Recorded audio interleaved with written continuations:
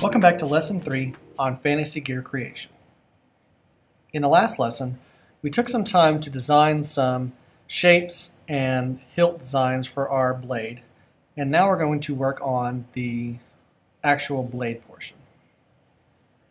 I'm going to go up to the blade layer, and really it's going to be a lot of the same that we did in the last step. We are going to be experimenting with different techniques, different shapes, and we're just going to be roughing in some different things in order to just experiment.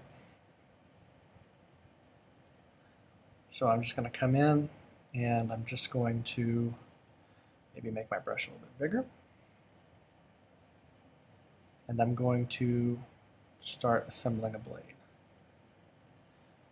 Now remember, we're keeping this loose, free, and it doesn't have to be straight. The blade will be going straight north and south whenever we put it in our hilt, but for the purposes of this activity, you can draw it to the side if you'd like. Something else that you can do if you are so inclined is to use the rotate view tool, and you can come in and draw this way, kind of like you're twisting a piece of paper to get a better view. You can always reset the view at the top to take it back to 0. Reset that. Okay, I kind of like the way this one looks. It has a nice little serrated edge at the top. Maybe I would go in and use my eraser tool to maybe refine some of these edges. Now remember, these are battle-worn, battle-tested blades, so they're not going to be perfectly smooth. It's okay to have some of those bumps and imperfections in them.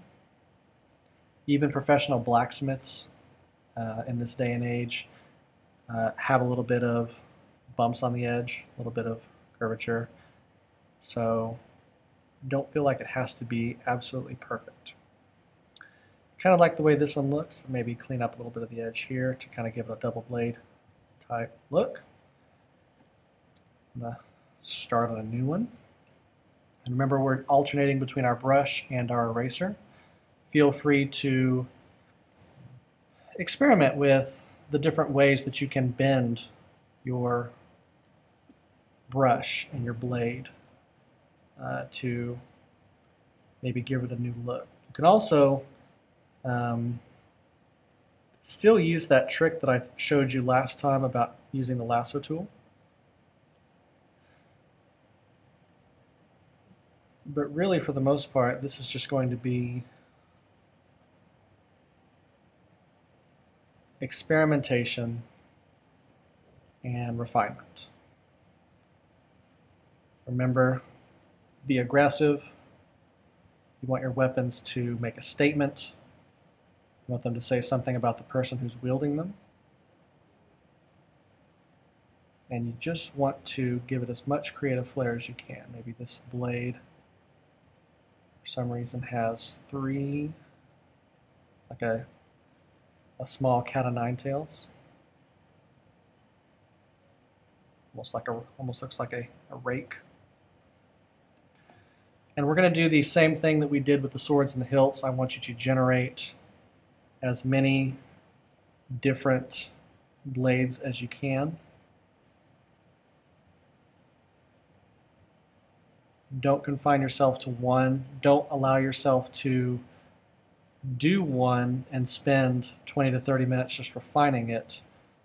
Give yourself some options. Give yourself some choice first, and then you can spend the time to really go in and refine your blade. To show you guys that technique again from last time, say I want my sword to have a little bit of a curve like this, and it's going to be a double blade, maybe with something in the middle later. What I can do is come in and I'm going to hold Shift to constrain that proportion, and I'm going to go straight up.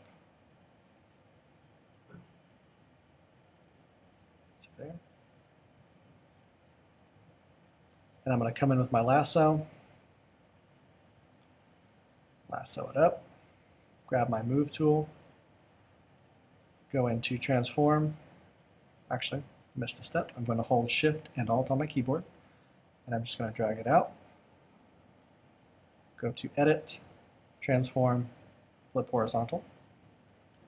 I can now either use my mouse, which you'd have to hold the Shift key for, or the arrow keys, and I could come in and move it where I wanted to. Command D, can fix that later. Now this kind of looks like a sideways view of an egg beater. Might take some more refinement on the inside, but you know what? It's not supposed to look like anything that we've already seen before. These are supposed to be unique weapons that you are designing, so don't fret. Just have fun with it, be creative, and continue to experiment. The only limitation for this assignment is going to be really how much effort you put into it.